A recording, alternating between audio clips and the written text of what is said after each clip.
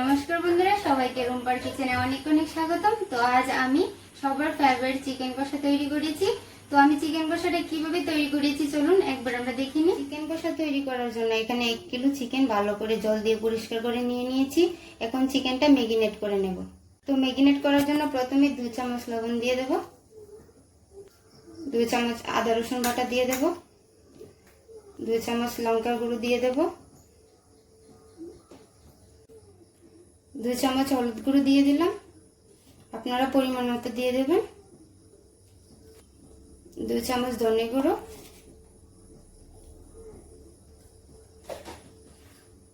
2 চামচ জিরে গুঁড়ো আর দিয়ে দেব 4 চামচের মতো সরষের তেল। আর এখানে ফেটানো টক দই আছে কিছুটা, এখান থেকে 5-6 চামচের মতো দিয়ে দেব।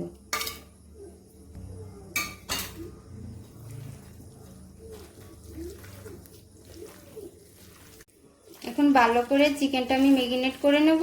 তো ম্যারিনেট করার পরে আমি 30 মিনিটের জন্য এটাকে ঢেকে রেখে দেব। তো আমার ম্যারিনেট করা হয়ে গেছে।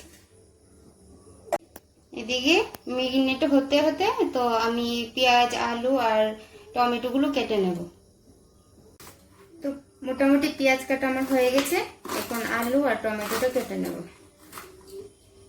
তো আলুগুলো আমি এরকম সাইজ করে কেটে নিয়েছি, আপনারাও এরকম সাইজ করে কেটে নেবেন। এখন টমেটোগুলো কেটে নেব। তো এখন টমেটো কাটাও হয়ে গেছে। অবশ্যই আমি একটা দেশি টমেটো নিয়েছি, আপনারা চাইলে 3টে কি 4টা দিতে পারেন, আমি 2টো টমেটো নিয়েছি। তো চলুন চিকেনটা আমরা রান্না করে নিই। তো প্রথমেই আমি কড়াইটা বসিয়ে দিয়েছি, আর কড়াইটা এখন গরম হয়ে গেছে। এখন আমি তেল দিয়ে দেব। আমি সরষের তেল দিয়ে রান্নাটা করব, আপনারা চাইলে কিন্তু সাদা তেল দিয়েও রান্নাটা করতে পারেন। তো প্রথমে আমি আলুগুলো বেছে নেব।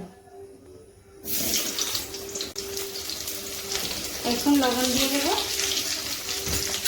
আর দিয়ে দেবো 1/2 চা চামচ হলুদ গুঁড়ো। এই আলু ভাজিতে কিন্তু অয়েলের মধ্যে যখন হলুদগুলো দেবো তখন কিন্তু কালারটা অনেকটা সুন্দর হবে।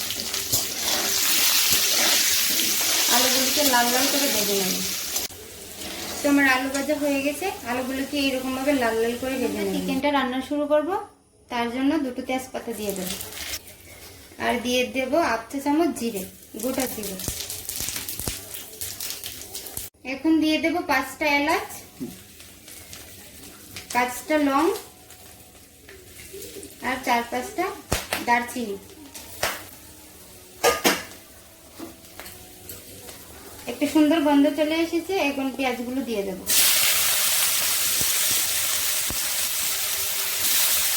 এখানে 200 গ্রামের মতো পেঁয়াজ আছে, আপনারা চাইলে বেশিও দিতে পারেন, কমও দিতে পারেন। তো পেঁয়াজটাকে এরকম করে ভেজে নেবেন। বেশি লাল লাল করে ভাজলে কিন্তু চিকেনটার মধ্যে একটু তেতে তেতে লাগে। এরকম করে ভেজে নেবেন। 2 চামচ আদা রসুন বাটা দিয়ে দেব।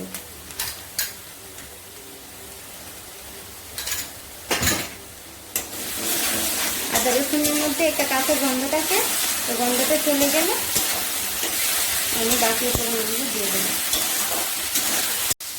তো এখন আদা রসুনের কাঁচা গন্ধটা একদমই চলে গেছে।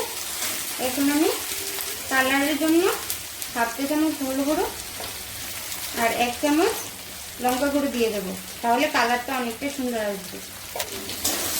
এখন ভালো করে নাড়াচাড়া করে দেবো।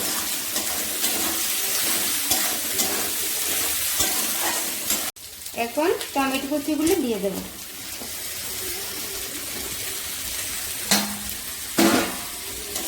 ভালো করে নাড়াচাড়া দিয়ে দেবো। তো টমেটো কুচি দেওয়ার পরে অল্প একটু লবণ দিয়ে দিতে হবে। লবণটা দিলে টমেটোগুলো তাড়াতাড়ি নরম হয়ে যাবে।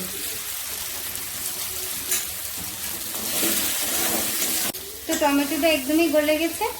আমার মশলাটা কিন্তু একদম কষানো কমপ্লিট হয়ে গেছে। এখন আমি চিকেনটা দিয়ে দেবো। এখন চিকেনটাকে ভালো করে নাড়াচাড়া করে দেবো।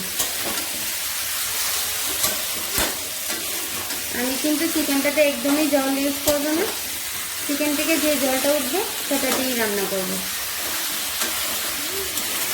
আমি চিকেনে টক দই দিয়েছি। কারণ অনেকে চাইলে লেবুর রস দিতে পারেন। টক দইটা দিলে ম্যাগিনেটটা অনেকটা স্মুথ হয়ে যায় আর চিকেনটা খেতে অনেক ভালো লাগে, স্বাদ বেড়ে যায় চিকেনে। তো চিকেনটা আমি ভালো করে নাড়াচাড়া করে নিয়েছি। এখন 10 মিনিটের জন্য এটাকে ঢাকা দিয়ে নেব।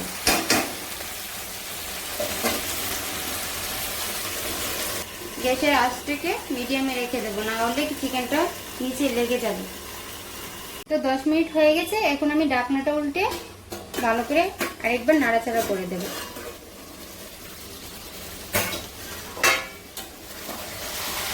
যে দেখুন চিকেনটা একটু সুন্দর কালার এসেছে। এই অবস্থায় আমি আলুগুলো দিয়ে দেব, একটু ভালো করে নাড়াচাড়া করে দেব।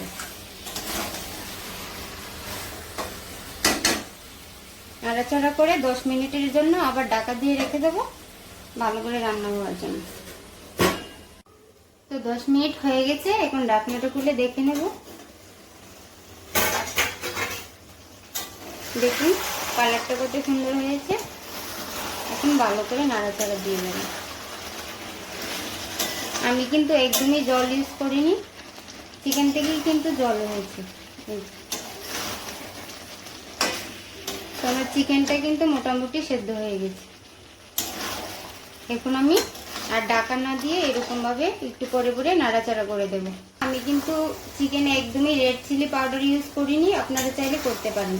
আমি একদমই ঘরোয়া উপকরণ দিয়ে রান্না করেছি। এই রান্নাটা কিন্তু সবাই করতে পারে। তো এখন আমার চিকেনটা মোটামুটি রান্না করা হয়ে গেছে। এখন আমি 1/2 চামচ গরম মশলা দিয়ে নামিয়ে নেব। 1/2 চামচ গরম মশলার গুঁড়ো। এখন ভালো করে নাড়াচাড়া করে নেব। তো আমার ভিডিওটা যদি ভালো লাগে অবশ্যই লাইক শেয়ার কমেন্ট করতে ভুলবেন না। আর আমার চ্যানেলটাকে যারা এখনো সাবস্ক্রাইব করেনি সাবস্ক্রাইব করে দেবেন। তো গরম মশলাটা দেওয়ার পর 2 মিনিটের মতো একদম ঢাকা দিয়ে রেখে দেবেন, তাহলে গরম মশলার গন্ধটা চিকেনে বসে যাবে। তারপর সার্ভ করে নেব।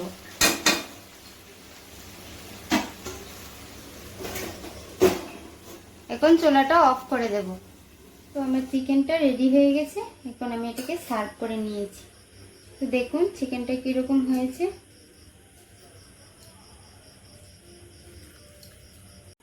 আমার রান্নাটা যদি ভালো লাগে অবশ্যই লাইক শেয়ার আর কমেন্ট করতে ভুলবেন না। আর অবশ্যই আমার চ্যানেলটাকে সাবস্ক্রাইব করে দেবেন, তাহলে আমার নিত্য নতুন রান্নার সব আপনাদের কাছে পৌঁছে যাবে।